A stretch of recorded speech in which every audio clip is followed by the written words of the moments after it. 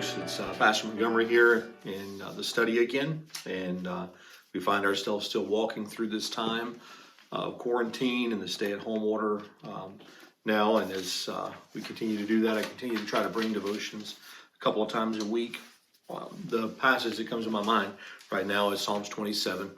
Psalms 27 in verses 5 and 6. I love this phrase. He says, "For in the time of trouble, he shall hide me in his pavilion."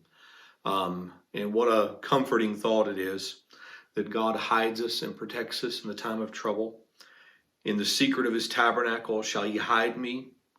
And he talks about how that God is going to protect him and save him, and that there will be a tabernacle or a dwelling with God.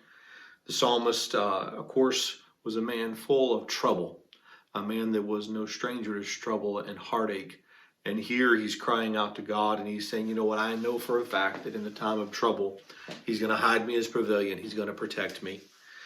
He's going to hide me in his tabernacle. And then he says this, he said, he shall set me up upon a rock. I love that phrase.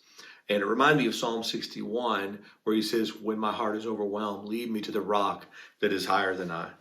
And it's interesting, the turn here, because he says, he will set me upon a rock. And then in verse 6, he said, and now shall mine head be lifted above mine enemies round about me. Therefore I offer in his tabernacle sacrifices of joy. I will sing, I will sing praises unto the Lord. And so everything changes because he cries out to the God who would hide him, who would protect him, who would tabernacle with him, and then set him on a rock. And now that he's set upon a rock, then everything changes. What changes? His perspective changes. Because he has a perspective that is an eternal perspective, not a temporal perspective. God has set him on a rock that is higher than him. And now he sees things differently. And so what is his response? He says, he lifted my head above mine enemies round about me. Therefore, I will offer in his tabernacle sacrifices of joy.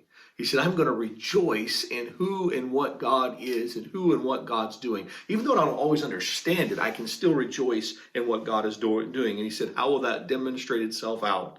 I will sing, I will sing praises unto God. Let me encourage you not to fail to sing in these hours.